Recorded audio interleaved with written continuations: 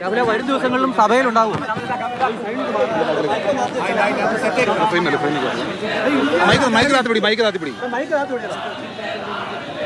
രാവിലെ സംസാരിക്കാം.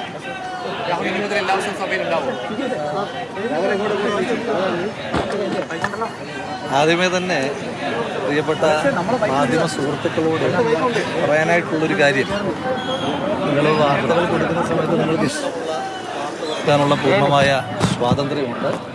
ആ സ്വാതന്ത്ര്യത്തെ ഒന്നും ചോദ്യം ചെയ്യാൻ ഒരു കാലത്ത് ഞാൻ ശ്രമിച്ചിട്ടില്ല. പക്ഷേ അതിന് യാഥാർത്ഥ്യത്തിൻ്റെ എന്തെങ്കിലും ഒരു പരിസരം വേണം എന്ന് നിങ്ങളോട് വളരെ സ്നേഹത്തോടെ വിനയത്തോടെ അഭ്യർത്ഥിക്കുവാൻ ആഗ്രഹിക്കുകയാണ്. ഇന്ന് കണ്ട 2 വാർത്തകൾ മാത്രം പറയാം.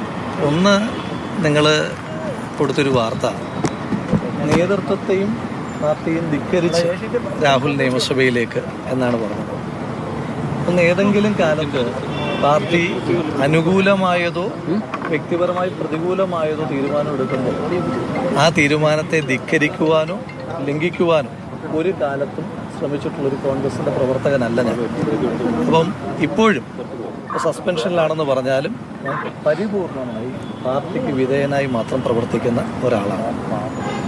മറ്റൊരു വാർത്ത വന്നത്, ഞാൻ ഇന്ന് ഏതൊക്കെയോ നേതാക്കന്മാരെ കാണാൻ ശ്രമിച്ചു, അവരാരും കാണാൻ സമ്മതിച്ചില്ല. ആ വിഷയത്തിലും എനിക്ക് പറയാനായിട്ടുള്ളത്, ഒരു സസ്പെൻഷൻ കാലാവധിയിൽ ഉള്ള ഒരു പ്രവർത്തകൻ എങ്ങനെയൊക്കെയാണ് പെരുമാറേണ്ടതെന്നുള്ളൊരു ബോധ്യം ഈ പാർട്ടിയുടെ നിരവധി കാലമായിട്ടുള്ളൊരു പ്രവർത്തന നിലയിൽ എനിക്കുണ്ട്. അപ്പോൾ അതുകൊണ്ട് ഞാനൊരു നേതാവിനെ കാണാൻ ശ്രമിച്ചിട്ടില്ല. കാരണം സസ്പെൻഷൻ പീരീഡിന് ചില മാനദണ്ഡങ്ങളുണ്ട്. വ്യക്തിപരമായി കാണാൻ ശ്രമിച്ചിട്ടില്ല, ആരെയും കണ്ടിട്ടില്ല, ആരും അനുവാദം അതുകൊണ്ട് തന്നെ നിഷേധിച്ചിട്ടില്ല. പിന്നെ വരരുതെന്നോ മറ്റോ നിർദ്ദേശമോ കാര്യങ്ങളോ? പിന്നെ മറ്റൊരു കാര്യം എനിക്ക് സൂചിപ്പിക്കാനായിട്ടുള്ളത്, ഇപ്പോൾ ഈ ആരോപണങ്ങളൊക്കെ ഉണ്ടായി, ചില മാധ്യമങ്ങൾക്ക് ഞാൻ മൗനത്തിലാണെന്നൊക്കെ വാർത്ത കൊടുക്കുന്നുണ്ട്.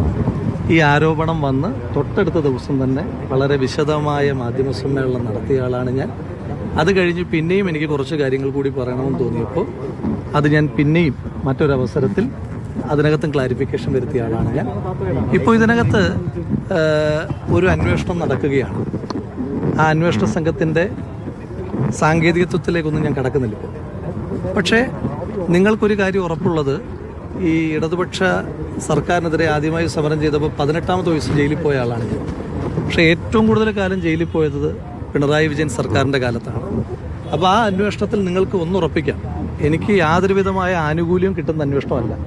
മാത്രമല്ല, എനിക്കെതിരായി എന്തെങ്കിലും ഉണ്ടെങ്കിൽ എന്നെ കൊന്നു തിന്നാൻ നിൽക്കുന്ന ഒരു സർക്കാരിന് ഏറ്റവും വിശ്വാസമുള്ള അന്വേഷണ ഏജൻസിയാണ്. ആ സർക്കാരിന് ഏറ്റവും വിശ്വാസമുള്ള ഒരു അന്വേഷണ ഏജൻസിയാണ് അന്വേഷണം നടത്തുന്നത്. അതുമായി ബന്ധപ്പെട്ട് അന്വേഷണങ്ങൾ നടക്കട്ടെ, ആ അന്വേഷണങ്ങൾ പുരോഗമിക്കട്ടെ. അതിൻ്റെ ഓരോ ഘട്ടത്തിലും അതുമായി ബന്ധപ്പെട്ട കാര്യങ്ങൾ വളരെ വിശദമായി തന്നെ നിങ്ങളോടെല്ലാവരോടും വളരെ കൃത്യമായി തന്നെ ഇടയ്ക്കിടയ്ക്ക് സൂചിപ്പിക്കാം.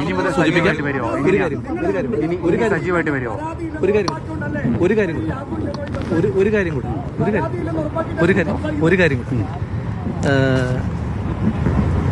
ഈ ഞാനൊരു കോൺഗ്രസിൻ്റെ പ്രവർത്തകനായി ഇപ്പോഴും, ഇപ്പോൾ സസ്പെൻഷനിലാണെങ്കിലും കോൺഗ്രസിൻ്റെ പ്രവർത്തകനെന്ന് സാങ്കേതികമായി പറയാൻ കഴിയില്ല എങ്കിലും മരണം വരെ കോൺഗ്രസ് പ്രവർത്തകനായി കഴിയുന്ന ഒരാളാണ്. ഈ പാർട്ടിയുമായി ബന്ധപ്പെട്ട് ഏറ്റവും വലിയ ഒരു ക്യാമ്പയിനുമായി ബൂത്തുകളിലേക്ക് ഏറ്റവും സാധാരണക്കാരായ പാർട്ടി പ്രവർത്തകർ, പ്രായഭേദമന്യേ ചെറുപ്പക്കാർ തൊട്ട് നന്നായി നടക്കാൻ ആരോഗ്യമില്ലാത്ത മനുഷ്യന്മാർ വരെ ബൂത്തിൽ കയറുന്ന സമയമാണ്. ആ സമയത്ത് ഓരോരുത്തരും ബൂത്ത് ക്യാമ്പയിൻ നടത്തുന്നു, പോസ്റ്റർ ഒട്ടിക്കുന്നു, ചുവരെഴുതുന്നു.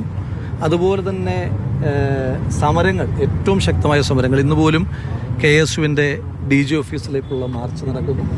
യൂത്ത് കോൺഗ്രസിൻ്റെ വിവിധങ്ങളായ സമരങ്ങൾ നടക്കുന്നു. സമര നേതാക്കന്മാരെ മുഖംമൂടി അണിഞ്ഞുകൊണ്ട് പോലീസ് കൊണ്ടുപോകുന്ന കാഴ്ചകൾ നമ്മൾ കാണുന്നു. ക്രൂരമായ കസ്റ്റഡി മർദ്ദനങ്ങൾ ഉണ്ടാകുന്നു. അപ്പോൾ ആ സമയത്തൊക്കെ പ്രസ്ഥാനത്തിൻ്റെ പ്രവർത്തകർ അതിശക്തമായ ഒരു വലിയ പോരാട്ടം ഏറ്റെടുത്തിരിക്കുകയാണ്. അതുപോലെ തന്നെ സൈബർ മേഖലയിലും ഒരു ലൈക്ക് കൊണ്ടെങ്കിലും ഈ പാർട്ടിയുടെ നേതാക്കന്മാരുടെ നിലപാടുകളെ അംഗീകരിക്കുന്ന ലക്ഷോപലക്ഷം മനുഷ്യന്മാർ ലോകത്തിൻ്റെ വിവിധ ഭാഗങ്ങളിലായി പ്രവർത്തിച്ചുകൊണ്ടിരിക്കുകയാണ്. അപ്പോൾ ആ പ്രവർത്തകരോടുള്ള എൻ്റെ മുൻകാലങ്ങളിൽ പദവികളിൽ ഇരിക്കുമ്പോഴും ഞാനങ്ങനെ ഏതെങ്കിലും തരത്തിലുള്ള ആജ്ഞകൾ കൊടുക്കുന്ന ഒരാളല്ല, എന്ന് വെച്ചാൽ ഉത്തരവുകൾ കൊടുക്കുന്ന ഒരാളല്ല. എന്നും പ്രവർത്തകനായിട്ട് തന്നെ പ്രവർത്തിക്കുന്നു. ഇപ്പം എനിക്കൊരു പ്രവർത്തന നിലയിലുള്ള അഭ്യർത്ഥന എല്ലാ കോൺഗ്രസ് പ്രവർത്തകന്മാരും സർക്കാരിനെതിരായിട്ടുള്ള പ്രവർത്തനങ്ങളുമായി ഏറ്റവും ശക്തമായി മുന്നോട്ട് പോകുവാൻ നിങ്ങളുടെ ഇനിയുള്ള സമയവും ഊർജവും ചെലവഴിക്കണമെന്ന് മാത്രമാണ് നിയമസഭാ സമ്മേളനത്തിൽ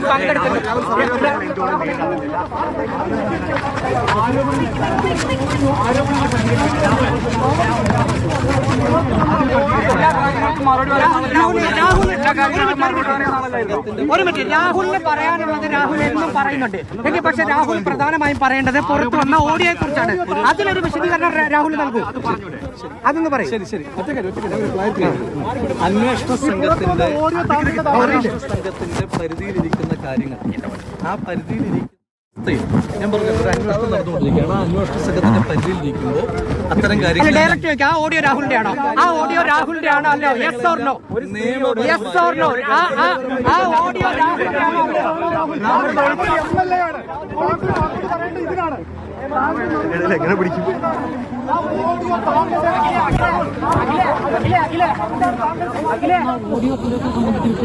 പറഞ്ഞോ രതീഷേ എവിടെ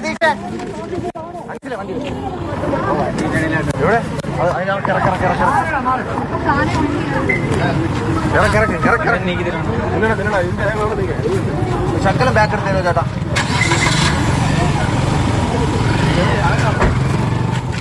കവാടത്തിന് മുന്നിൽ വെച്ച് മാധ്യമങ്ങളോട് സംസാരിക്കുകയായിരുന്നു പാലക്കാട് MLA രാഹുൽ മാങ്കൂട്ടത്തിൽ. പ്രധാനമായും 3 കാര്യങ്ങൾ. ഏറ്റവും പ്രധാനം മാധ്യമങ്ങൾക്കെതിരായ പഴി തന്നെയാണ്. മാധ്യമങ്ങൾ തെറ്റായ വാർത്തകൾ കൊടുക്കുന്നു എന്നുള്ളതാണ്. ഇന്ന് ഒരു നേതാവിനെയും കാണാൻ താൻ ശ്രമിച്ചിട്ടില്ല, ആരും അനുമതി നിഷേധിച്ചിട്ടില്ല. അതാണ് ആദ്യം നിയമസഭാ കവാടത്തിൽ നിന്നും അമൽ പറഞ്ഞോളൂ.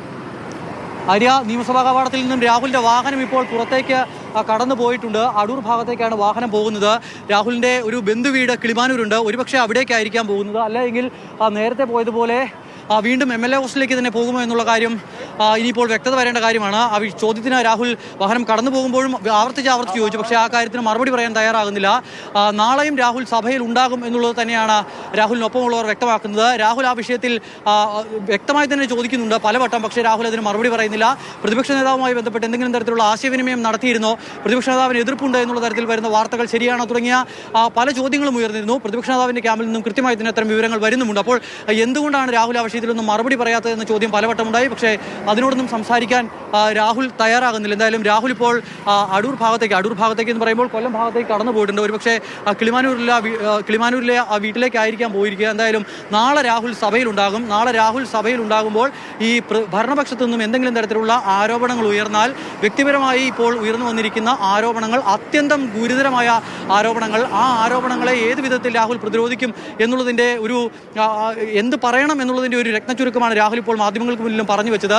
അന്വേഷണവുമായി ബന്ധപ്പെട്ട് ഈ പറയുന്ന ഗർഭചിത്രം അടക്കമുള്ള ഗുരുതര ആരോപണങ്ങളുമായി ബന്ധപ്പെട്ടുള്ള ചോദ്യങ്ങൾ അല്ലെങ്കിൽ അത്തരം ആരോപണങ്ങൾ ഭരണപക്ഷ നിരയിൽ നിന്നും ഉയർന്നാൽ അത് ഈ സർക്കാരിൻ്റെ അന്വേഷണ പരിധിയിലിരിക്കുന്ന വിഷയമാണ് എന്നും ആ വിഷയത്തിൽ കൂടുതൽ പ്രതികരിക്കാനില്ല എന്നുമായിരിക്കും രാഹുലിൻ്റെ ഒരു പ്രതിരോധം ആ വിഷയത്തിൽ ഉണ്ടാവുക. പക്ഷേ അതുകൊണ്ട് മാത്രം കാര്യമാകുമോ എന്നുള്ളതാണ് ഏറ്റവും പ്രധാനപ്പെട്ട കാര്യം. പാർട്ടി പ്രവർത്തകർക്ക് എന്തെങ്കിലും തരത്തിലുള്ള നിരാശ പകരുന്ന ഒരു നടപടിയും തൻ്റെ ഭാഗത്തു നിന്നും ഉണ്ടാകില്ല എന്ന് രാഹുൽ പറയുമ്പോൾ പോലും നേതൃത്വത്തിന് നിരാശ പകരുന്ന നടപടിയുമായാണ് രാഹുൽ ഇന്ന് സഭയിലേക്ക് എത്തിയത് എന്ന വളരെ പ്രധാനപ്പെട്ട ഒരു പ്രശ്നം ഇവിടെ നിലനിൽക്കുകയാണ്.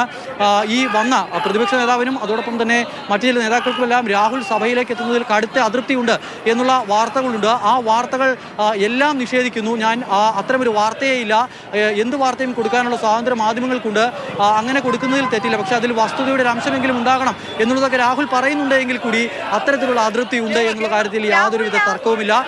ആദ്യം മാധ്യമങ്ങളെ പഴിച്ചെങ്കിലും അമൽ അത് കഴിഞ്ഞ് കേസിനെ പറ്റി, അന്വേഷണത്തെ പറ്റിയൊക്കെ ചോദിക്കുമ്പോൾ, ഓഡിയോയുടെ ആധികാരികതയെ പറ്റിയൊക്കെ ചോദിക്കുമ്പോൾ, അപ്പോൾ ഈ സർക്കാർ തനിക്കെതിരെ ഇതിനു മുൻപ് ജയിലിലടച്ച കാര്യങ്ങളൊക്കെ ഓർമ്മിപ്പിക്കുന്നുണ്ട് രാഹുൽ മാങ്കൂട്ടത്തിൽ.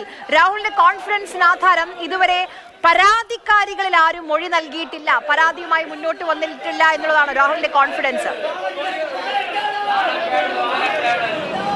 ഏറ്റവും ആദ്യത്തെ, അതായത് ഈ പ്രതിപക്ഷ നേതാവുമായി ബന്ധപ്പെട്ടുള്ള ചോദ്യത്തിന് ശേഷം ഉയർന്നു വന്ന ഏറ്റവും പ്രധാനപ്പെട്ട ചോദ്യം അതായിരുന്നു. ആ ചോദ്യം പ്രേക്ഷകരും കേട്ടിട്ടുണ്ടാകണം. ആ ചോദ്യം ഇങ്ങനെയായിരുന്നു: ആ പരാതിക്കാരില്ലാത്തത് കൊണ്ടല്ലേ രാഹുലെ ഈ ആത്മവിശ്വാസം കാണിച്ച് സഭയിലേക്ക് എത്തിയത് എന്നുള്ള ചോദ്യമുണ്ടായിരുന്നു. ആ ചോദ്യത്തിന് രാഹുൽ മറുപടി പറഞ്ഞില്ല. ആ മറുപടി പറയാതെ ഒഴിഞ്ഞു മാറുകയാണ് ചെയ്തത്. പിന്നീട് ആ പാർട്ടിയുമായി ബന്ധപ്പെട്ട്, പാർട്ടി പ്രവർത്തകരുമായി ബന്ധപ്പെട്ട മറുപടിയിലേക്ക് രാഹുൽ തന്ത്രപൂർവ്വം ഒഴിഞ്ഞു മാറുകയാണ് ചെയ്തത്. അതോടൊപ്പം തന്നെ രാഹുൽ ഇന്ന് ചില നേതാക്കന്മാരെ കാണാൻ ശ്രമിച്ചു, അതിന് അനുമതി നൽകിയില്ല എന്നുള്ള തരത്തിൽ ചില വാർത്തകൾ വന്നിരുന്നു. മറ്റു ചില മാധ്യമങ്ങളിൽ. അപ്പോൾ അങ്ങനെ വന്ന വാർത്തകൾ ശരിയല്ല എന്ന് ആ വാർത്തയും രാഹുൽ നിഷേധിക്കുകയാണ്. അങ്ങനെ ഒരു വാർത്തയില്ല എന്നുള്ള കാര്യം രാഹുൽ പറയുന്നു. ആ കാര്യത്തിൽ ഇപ്പോഴും നമുക്ക് ആ കാര്യത്തിൽ വ്യക്തതയില്ല. നമ്മൾ അത്രയും വാർത്ത നൽകിയതുമില്ല. പക്ഷേ രാഹുൽ ആശയവിനിമയം നേതാക്കന്മാരുമായി കൃത്യമായി നടത്തിയിട്ടുണ്ട്. ഒരു വിഭാഗം നേതാക്കളുടെ അനുമതിയോടുകൂടി തന്നെയാണ് രാഹുൽ ഇവിടേക്ക് എത്തിയത്. അത് KPCC അധ്യക്ഷൻ അടക്കമുള്ളവരുടെ അവരടക്കം ആയി സംസാരിച്ചിട്ടാണ് രാഹുൽ സഭയിലേക്ക് വന്നത് എന്നുള്ളതാണ് നമുക്ക് മനസ്സിലാക്കാൻ കഴിയുന്നത്. അല്ല എങ്കിൽ രാഹുലിന് അങ്ങനെ എത്താൻ കഴിയില്ല. പാർട്ടിയെ ധിക്കരിച്ച് അങ്ങനെ രാഹുലിന് മുന്നോട്ട് പോകാൻ കഴിയില്ല. പക്ഷേ ശരിയാണ്, സഭയിലേക്ക് എത്തി, ശരിയാണ്. പക്ഷേ ചോദ്യങ്ങൾക്ക് ഇപ്പോഴും മറുപടി നൽകുന്നില്ല. അത് നേരത്തെയും ഇതിനു മുൻപ് രാഹുലിന് പറയാനുള്ളത് എന്താണോ അത് നമ്മൾ കേൾക്കണം. പക്ഷെ നമ്മുടെ ചോദ്യങ്ങൾക്ക് രാഹുൽ മറുപടി പറയാൻ തയ്യാറാകില്ല. ഒരു റേഡിയോ സംവിധാനം പോലെയാണ് ഇപ്പോൾ രാഹുൽ മാങ്കൂട്ടത്തിൽ MLA പ്രവർത്തിക്കുന്നത്.